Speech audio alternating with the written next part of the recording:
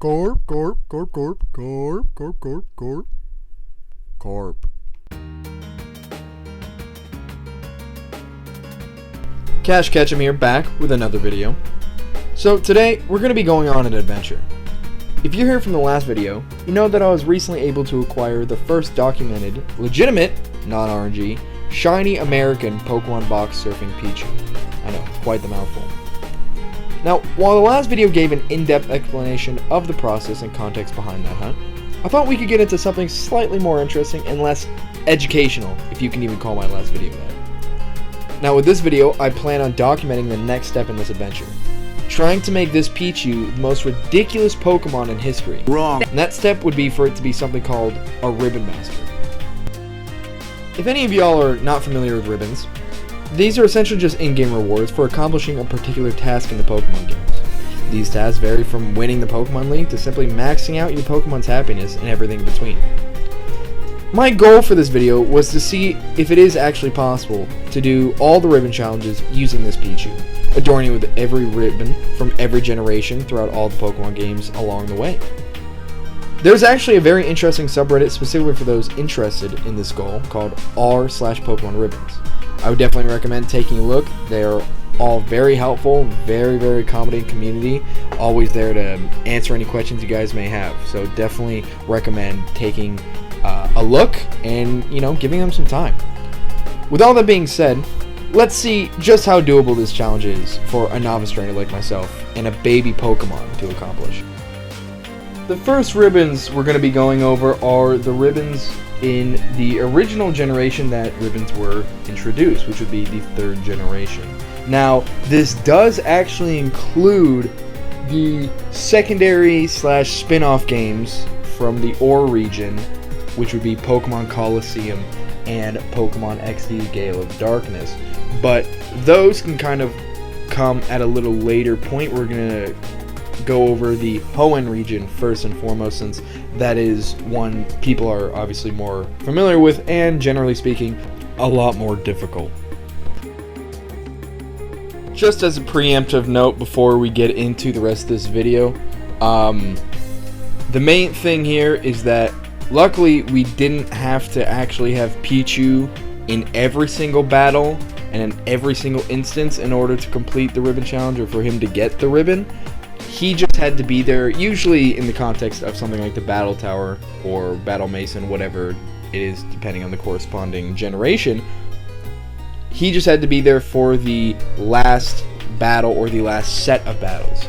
So, from 49th and up, or the 42nd to the 49th, or the 50th usually would be where he'd have to be. So, wasn't too hard on myself here. Don't want anyone to get confused. Pichu is not in every single battle, but he was a big part of the final battles or just kind of tagging along, backpacking. But when it came to the contest, things of the like, he was obviously the one that had to participate fully in those to get those ribbons. There are a number of ribbons you can get for each generation, mostly. These are going to consist mainly of performing and winning in contests, winning streaks in the Battle Tower, etc. Since we're obviously having to start in chronological order, we're going to be starting off in Pichu's home region, Hoenn, in the 3rd gen. This region and generation actually has the most amount of ribbons total to acquire. Most of these are just each individual rank in the contests, with some Battle Tower and extraneous ribbons following those. Obviously, these ribbons are going to vary in difficulty, especially within the context of this challenge, since we are trying to get this Pichu every single ribbon. So obviously something like the Battle Tower, or anything to do with battling really, is going to be a little more challenging than something like simply talking to a lady on a certain day of the week to get a ribbon with Pichu just the first member in our party. This means we're going to have to make a team so effective and so OP in nearly every battle instance that it completely overshadows how Pichu really is.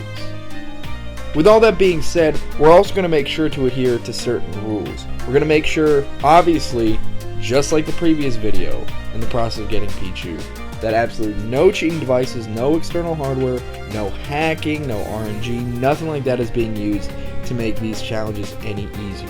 So that means we're not going to be, glitching or using an external software to create perfect Pokemon for the team, because that's pretty much what we're going to need. Damn near perfect Pokemon to overcompensate and get through these battle towers as effectively as possible. Now, before we get into the standard ribbons that come with this challenge, I wanted to give a little more information on something we discussed in the previous video. Remember the cringy one that was just 30 minutes of a near 30-year-old virgin talking about hexadecimal what's it who's it and arbitrary code whatever it's called? Yeah, that one. Well, if you do remember, the whole reasoning behind a lot of the extra work that went into getting this Pichu was the fact that in order to get every possible ribbon, I had to have the right corruption type and go through the whole lengthy process to have the chance of acquiring a particular set of ribbons. See, the game developers actually intended for the players to go to certain events and acquire additional ribbons. There were also ribbons only given out to winners of certain tournaments. Obviously, these ribbons were either not normally accessible or just outright never given out to anyone due to, unforeseen conflicts with events and development. Now, this would normally stop someone from getting these ribbons, and accordingly, no one in the Pokemon ribbon collecting community, yes, they do indeed exist, consider these impossible ribbons as part of the full challenge. However, if it is not glaringly obvious at this point, I am not normal. If there is any legitimate, quote-unquote, possibility of getting these ribbons without having to use an external or cheating device/software, then I consider this part of my challenge. Without getting into too much detail about how it was possible to get this ribbon, I will refer you back to my original video and additional references regarding Ace and exactly how manual internal code manipulation works. But essentially, I was able to get a shiny Pichu from an American Pokemon box that actually had the proper corruption type that result in getting the ribbon in its status, this being a very small chance inherently. But once I did this manipulation via a very long and strenuous process, he was able to get these as well as other random ribbons as a side effect and result. However, that does not mean I do not have to fulfill all the standard challenges that would normally come with doing a ribbon challenge, like beating the battle towers, the contests, etc. It does, on the other hand, eventually result in some, let's say, interesting side effects and quirks with my Pichu, like randomly deleting some ribbons because the ribbon status screen becomes over-encumbered with sprites, and now that the game did not intend to transfer that Pichu with those same sprites, you might end up losing those ribbons, maybe hypothetically, or the Pichu is just straight up invisible when I try to send it out in battle in games like Pokemon XD. But we will burn that bridge when we get to it. With all that being said, we can get started with the contests in the Hoenn region. Now, with these and every subsequent contest, you have 5 main categories. So there is the cool category, the tough category, the smart category, the cool category, and the cute category. With all of these categories come a different bracket of corresponding move sets. So if you've ever noticed when you take a look at your moves, obviously you have the basic typing like steel, dark, fire, etc.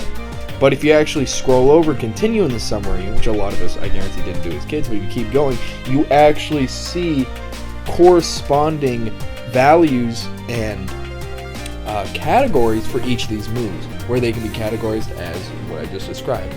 If you're not familiar with how contests typically go in this generation, as soon as you actually get on board, right, you submit your Pokemon, whatever Pokemon you want to be the one getting the ribbon. In this case, we're going to be doing the Pichu, and you pick a category for them. First, you have to start off at normal rank if you've never actually accomplished or beaten any contest before. After you beat normal rank, it goes up to super, then hyper, and then master. Each ribbon we need to acquire corresponds to every single rank, so we need to go from normal all the way to master in all 5 categories. So once you get into the contest hall, you're going to be in line with 3 other contestants who each have their own Pokemon for the category. Based on the amount and type of Pokeblocks that you used on your Pokemon, the crowd will rate you on your overall appeal, your aesthetic. This will be signified by hearts popping in the crowd. Obviously, the more hearts you get to the other contestants, the better you do. From here, we get into the second part of the contest. The actual shit show. Now, I will say this as fair warning to anyone getting into contests or perhaps tempting fate by doing one of these godforsaken ribbon challenges. But Gen 3 contests are complete ass. While normal to hyper rank isn't too bad, following a competent difficulty curve and increase in AI intelligence as you move up, the jump to master is completely asinine, a word you'll hear me use quite often throughout this challenge.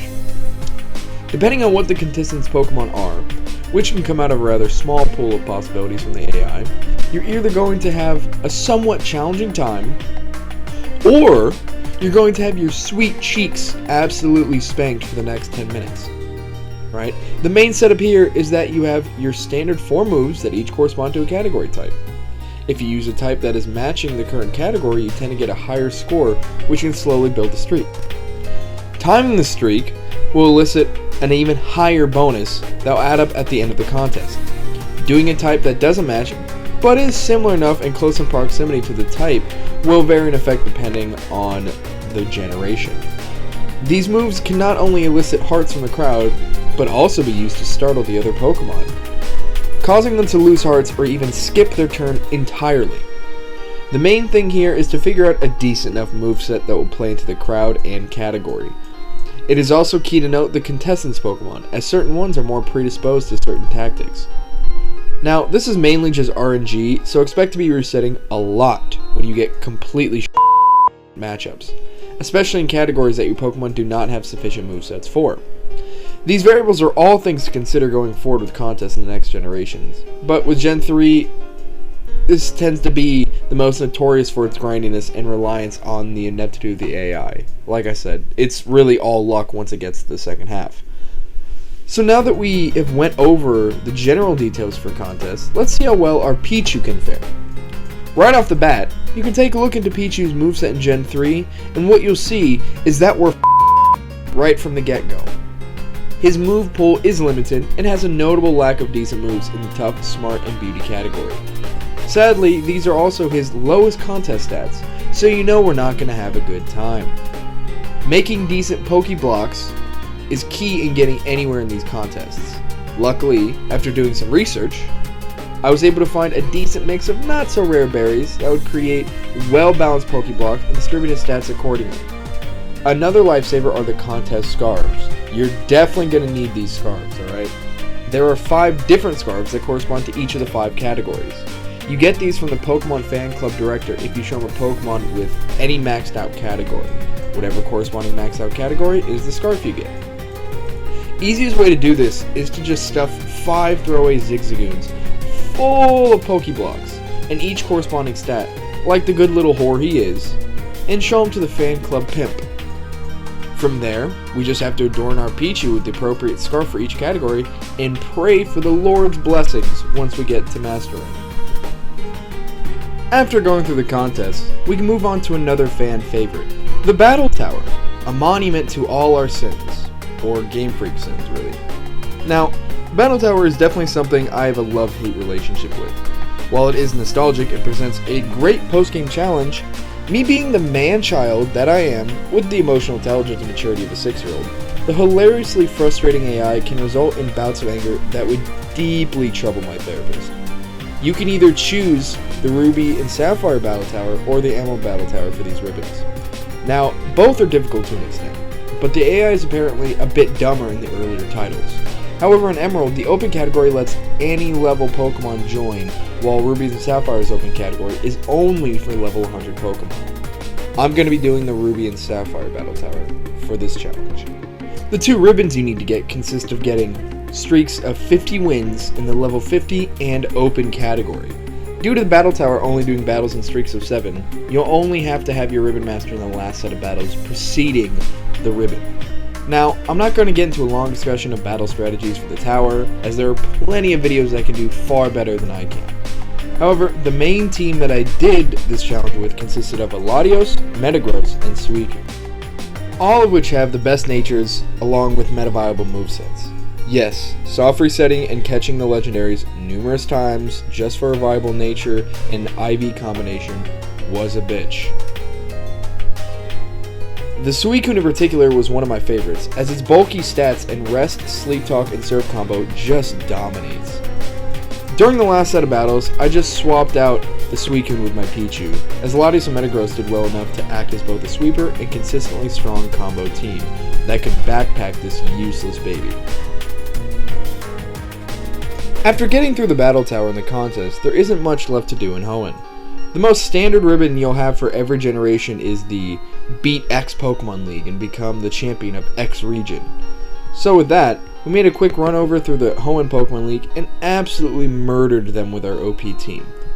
The other ribbons mainly just came as a side effect of the other main ribbons discussed previously. The painting ribbon naturally happens after winning a Master Rank contest, and the Eevee ribbon came after I talked to the person once I Eevee trained my Pichu for the battle tower. Now that we've done all we can in Gen 3, we can move on to everyone's favorite gen that so desperately needs a remake already. Come on, Game Freak, we know you're listening. Give the goblins their gold. That's right, we're moving on to the Ore region. Gotcha, bitch! Now, don't worry. We will be moving on to Gen 4 soon enough, but first we have to get a couple ribbons in the GameCube installments first. Now, you can get these ribbons in either Coliseum or XD. I just happen to do it in XD because it happened to be within reach of my GameCube and Poop Bucket. Now, most ribbon challengers would say, hey, wait just a minute. You said you were going to get every possible ribbon in your challenge, but one of the two ribbons in this region requires you to purify a Shadow Pokemon, and your Pichu was never a Shadow Pokemon. So how is it possible to do that one? Listen here, you little bitch. I foresaw all this coming, so I made sure that one of the ribbons that occurred as a side effect of the ACE method I conducted previously would also be eliciting that very ribbon. I made sure that any ribbon that would normally be impossible for this Pichu to get was prompted by the means and standards I set as a precedence early in this challenge. So that means we only have to worry about Mount Battle. This is essentially a novice battle tower where you can save in between each battle, and the levels don't scale. There are 100 battles you have to do without changing your team. Your team is healed after each battle, and every set of 10 trainers slightly increases in level until they cap at level 70. Overall, it's a joke, and it only took me about 3 hours with the team I transferred over from Hoenn. If you do notice, though, in the video, my Pichu is actually invisible when it's sent out into battle. I can only assume this is a side effect of the ACE method, but it is what it is. Kinda interesting.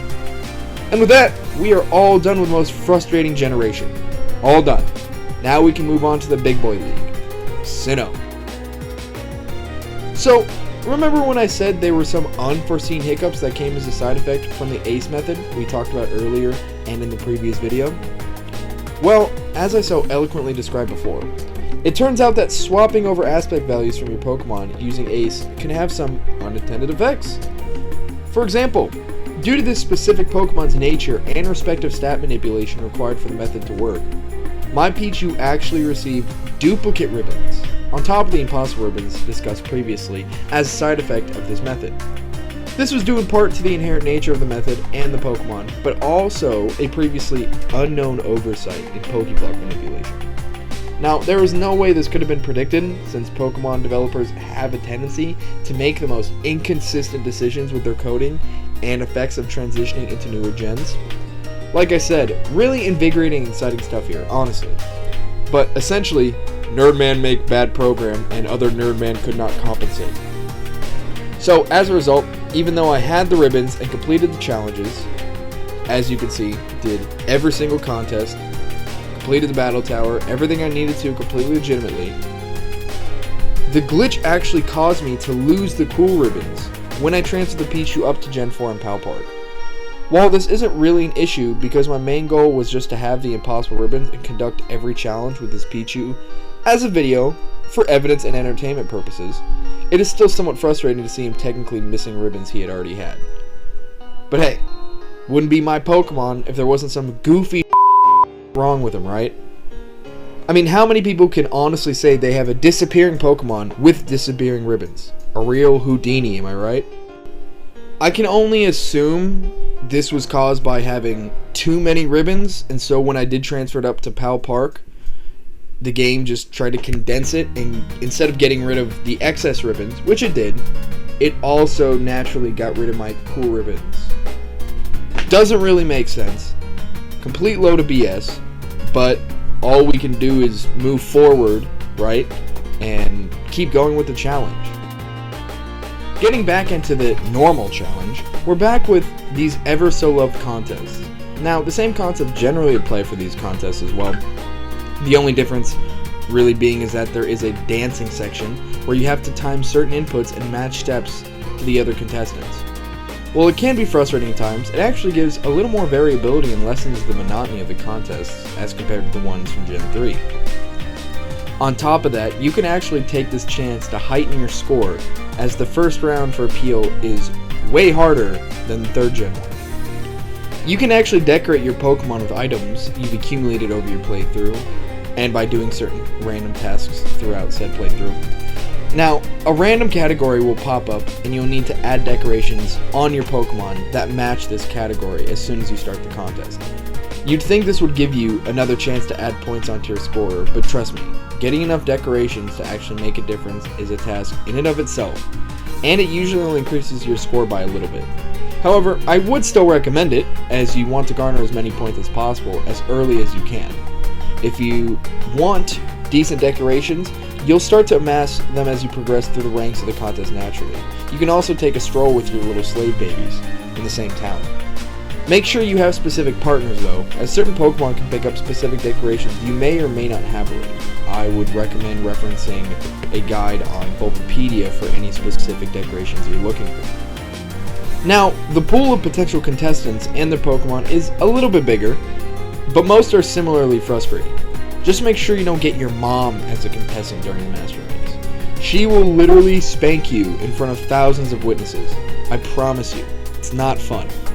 The moveset concept isn't too much different here, and I honestly thought these contests were easier than 3rd Gen. Pichu also has a bigger move pool in this gen, so that only made it easier on top of that. Once you are done with those wonderful contests, we can move on to what can be considered easily the most anxiety-inducing parts of this challenge, the 4th Gen Battle Tower ribbons. Now, the standard Battle Tower format ribbons aren't a big issue, right? You get the first 2 ribbons by simply following the same format from Gen 3.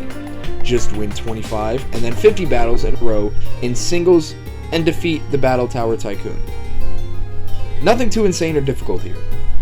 I mainly used the same team I did from the previous gen with a nice addition to speed it up a bit, and it worked out just fine.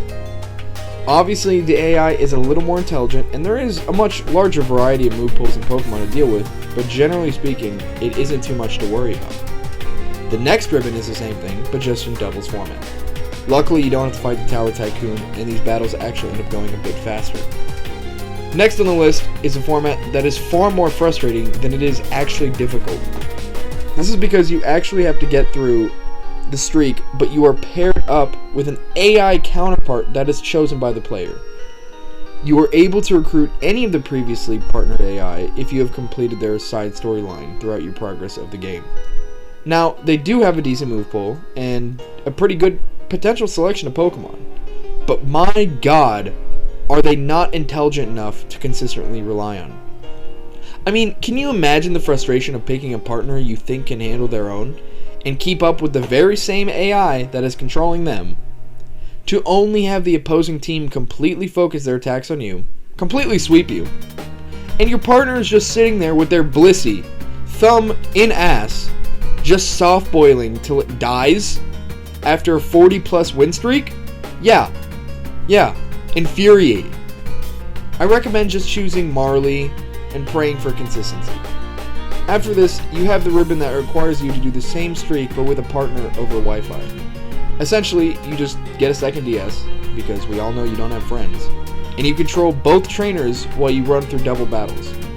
Now, the only frustrating thing about this is that you have to deal with the completely abysmal bitrate of 2 DS's inputs going simultaneously. The attacks are long and boring, and you still have to pray that you don't run into the typical BS that comes with the AI and the Battle Tower. But now, once you get those done, like I said, generally using the same strategy as before, this is where it gets interesting. The last ribbon is actually one that is technically not able to be received under normal circumstances, of course, because it requires Wi-Fi connection with the Nintendo DS servers to conduct battles. When you win a streak of 7, you go up in rank. Do this 5 times, and you would normally get this ribbon. You're essentially battling AI that are mimicking the battles of whoever previously won in that specific Wi-Fi room in that rank. The main problem here, though, is that those NDS servers were terminated years ago. That would normally mean that this ribbon is no longer attainable. Normally. But we ain't normal here, are we? So it turns out that some mad lads were actually able to figure out how to create their own alternate DNS servers that can duplicate the original Nintendo DS servers and act as a conduit in which your DS can connect to and play. All that is required is to manually change your DNS settings in your DS and either connect via an Android hotspot or older internet router. While that is all nice and dandy, the issue is that the servers are mainly unmonitored because Nintendo isn't in control of them. This means that these battle rooms are absolutely swamped with hacked and normally illegal Pokemon. This means that if you run into a team like this, which you likely will, at least once in a room of 7 potential trainers, you'll lose. Lose enough and you get deranked. Autistic screeching ensues. This is only further exacerbated by the fact that we will eventually have to run through an entire room at the highest rank before getting the ribbon, with our Pichu, at a severe handicap, while already going against completely hacked or illegal Pokemon. So essentially, we're kind of screwed here. So, to make this even remotely possible, I decided on something. Remember when I said I'd never use any external devices, cheating programs, hacks, or glitches to help me? We're not going to be, glitching. Well, I lied. Wrong. Kind of. Not really, but kind of. While I made sure that I would never use any cheats, hacks, or external devices for any part of my hunt or challenge, I did find out that there is this nifty in-game glitch that can result in certain Pokemon learning moves they would not normally be able to. While you can find much better guides on the internet, essentially, you just do some with a Ditto and a Smeargle, use Rage, something or another happens with a trainer in a doubles battle, and you eventually transfer the copied move onto the Pokemon in question. In my case, a no-guard Machamp learning Sheer Cold, an insta-kill move. While this does mean I can spam this move and it will never miss due to the no-guard ability, this strategy is still very common in the Wi-Fi rooms that we're going to be battling in. So, in order to even have a chance, I had to somewhat level the playing fields by kind of, do as my enemies do, right? Now, like I said, this is certainly and definitely not an auto-win scenario here. Like I said, not only are there plenty of trainers in these battle rooms doing the same exact strategy with hacked Machamps that are far faster than me, there are still plenty of other things that outspeed and can easily kill this Machamp. Especially, like I said, when you consider all the hacked and illegal legendaries that are littered within these rooms. Mind you, with the Machamp, I also use my typical team with Latios, Metagross, and occasionally swap out with Suicune depending on what I knew was going to be in that particular room for that rank. But generally speaking, I used a very similar setup and team that I had been using this entire time. So it wasn't just Machamp all the way through, because I can't tell you how many times he got completely screwed and one-hit killed against all of their other completely broken Pokemon. But, like I said, this is really one of the only ways to semi-reliably backpack a literal baby all the way to the last ranks. Sad thing is, I actually wasn't able to even connect to these servers with my current router and hotspot, so my wonderful girlfriend actually had to have my game and record it live while I recorded her recording and gave her instructions on how to battle each and every member through each rank, since she was actually able to connect to these servers. Usually, the rooms don't update daily, so if you do lose, you can eventually learn a consistent strategy that can counter a decent amount of times the next day. Well, we can finally take a breath of fresh air and rejoice in the fact that we're done with some of the most frustrating aspects of this challenge. Next on the list are arguably the easiest ribbons. The weekday ribbons. Nice change of pace, right? All you gotta do is go talk to this chick Give her a random phrase on each day of the week. Do this for each day and you get all 7 ribbons. Easy peasy. You also have this weird foot fetish one. Tickle your Pokemon's feet enough and make it happy and go talk to this pervert. Bada bing bada boom, you got the weirdest ribbon in Pokemon. Obviously, you have the typical champion ribbon that comes with every gen, so go and mop the floor with the 4 goobers and their mom, and you're good to go. While you also have the chance to get the overly expensive Regal ribbons here, it is much harder to get money in this gen as compared to the later gens, so I just saved those little pretties for later. After transferring them up to the best Pokemon games ever made, Fight Me, we can get the last ribbon. You know, the one where you put Redness place and cement your place as the one true king. So, we trekked up the mountain, smacked his little peepee nice and hard, and got the last ribbon for this whole gen. However, I thought it'd be a shame to not get a little treat after all the hard work we did. I know it technically isn't a ribbon, but the shiny crown is something that's really interesting to me and I've always thought was an awesome addition to the game, a nice little secret Easter egg. So I thought my little prince deserved his crown after his huge accomplishments. If you want a guide on getting the shiny crown, feel free to look it up elsewhere, because nobody got time for that. Now we can finally move on to Gen 5. Finally, so much to do in Unova. Can't wait till... Oh, wait, there are no ribbons here. Yep, that's right. They don't got here. We can go ahead and skedaddle right to Gen 6. However, I thought we would make this challenge a little more difficult and beat the Elite Four in this game too. Now, I made sure that each time we do beat the Elite Four in any region, it was always round 2, or in this case, round 2 hard mode. I thought this would at least make it interesting. It really wasn't. Now on to Gen 6. Wonderful Kalos, aka France. And beautiful Hoenn, again, aka Too Much Water. And Head. Too much head. Look at their damn heads. God, it's so hard to look at. Overall, the generations do get a bit easier, but by no means actually easy.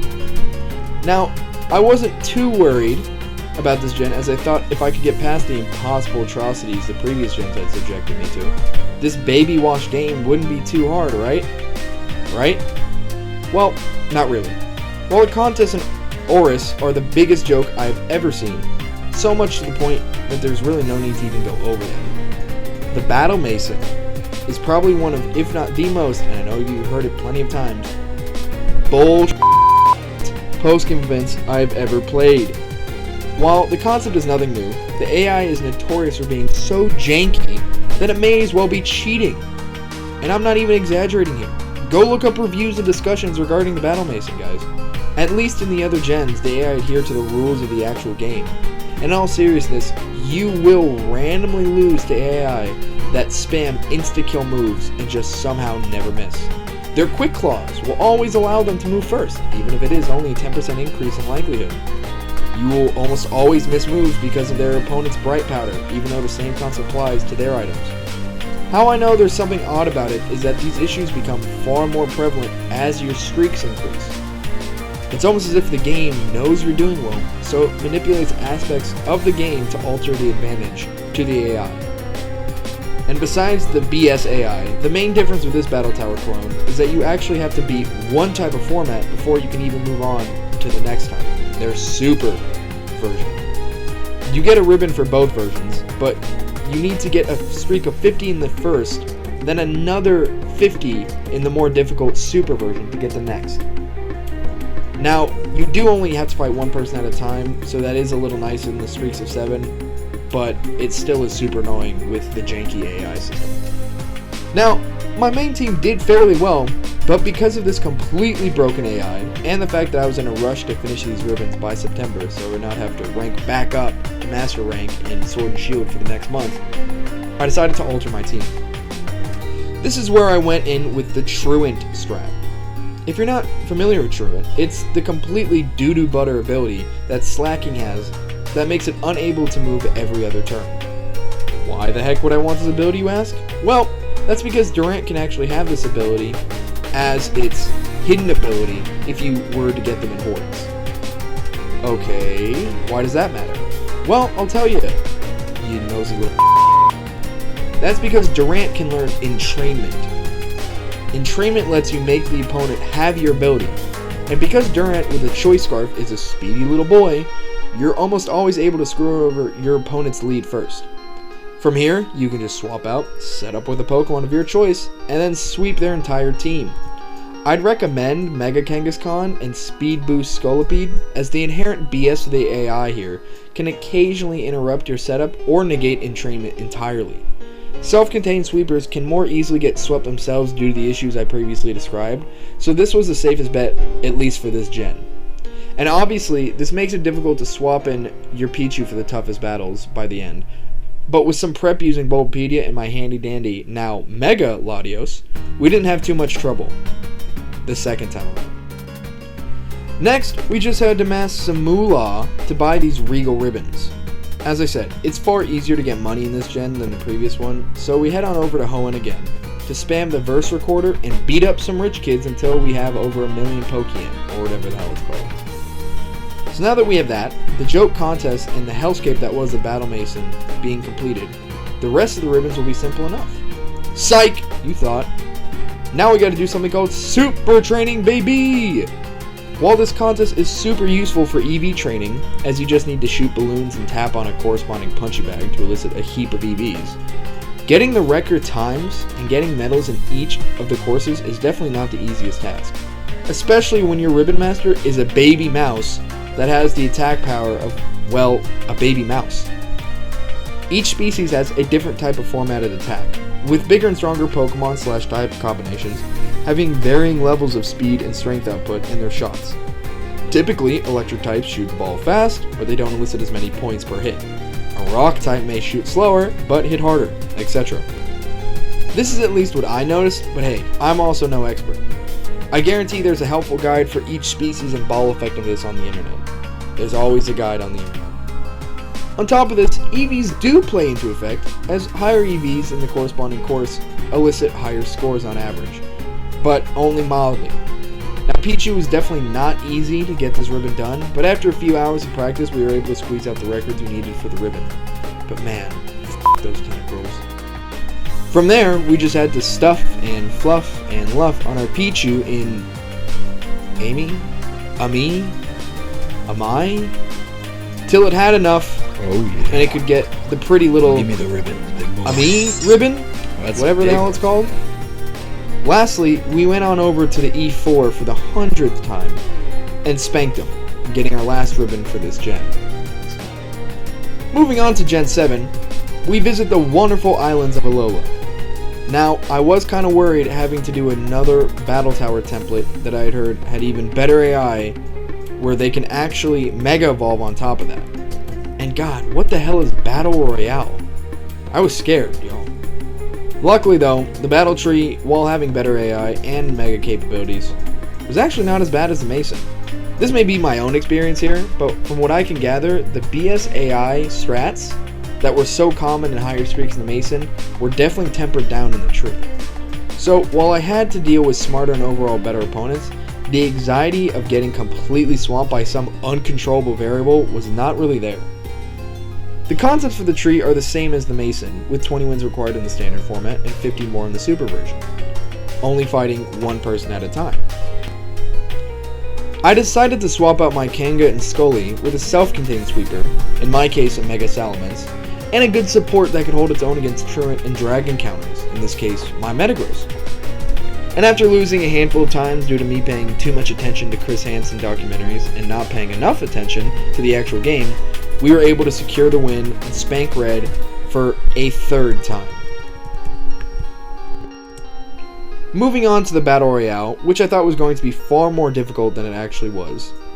All we had to do was use the already OP Pokemon we trained and transferred up over the generations, and completely stomp each opponent's Pokemon on every corner of the square. Now this may seem like a typical battle, but the battle format for here is a little different. If you're not familiar, the Battle Royale has 4 total Pokemon fighting all at once. Each opponent has 3 Pokemon, and you need to be the person who is knocked out the most while having lost the least. Simple enough, right? Well, it mainly is. You just have to learn to predict the AI's movement and take out the Pokemon you believe is most vulnerable, taking into consideration yours and your opponent's speed that may be targeting the same one. Once you get through the master rank of this, you get the last ribbon for this gen.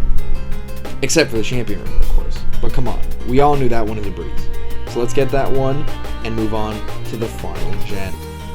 Like I stated previously, my main concern was getting all this done in time for the rank master ribbon in this gen.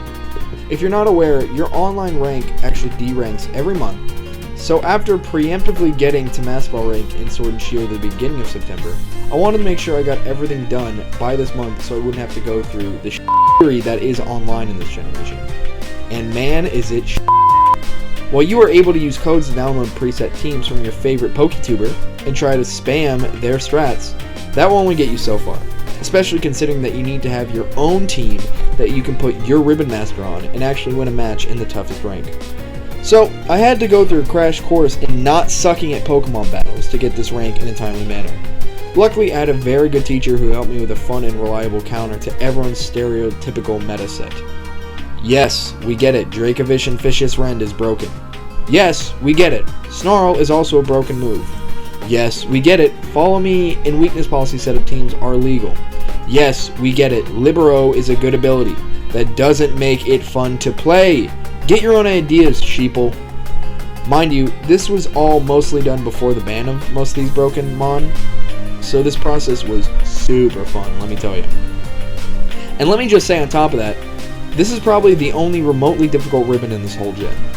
After we got this, the Battle Tower in this gen is a bigger joke than the contest in Oris.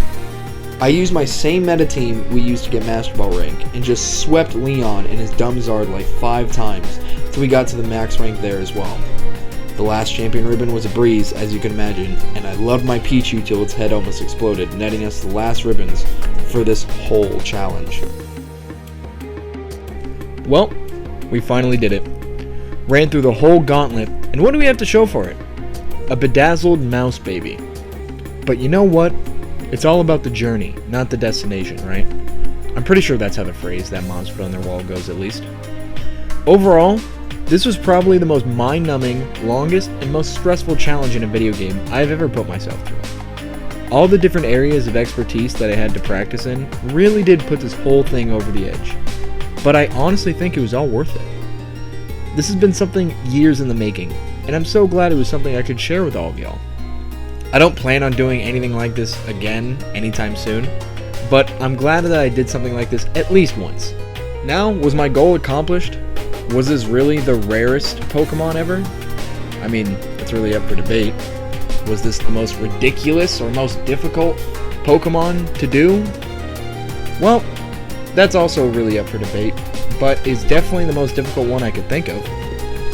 While there were some complications along the way, which is to be expected with something of this magnitude, I hope I at least provided y'all with as much comprehensive knowledge and meager entertainment I can muster through it all. But with all that being said, I'm glad y'all could stick through for the entire ride, and I hope to see you in the next video.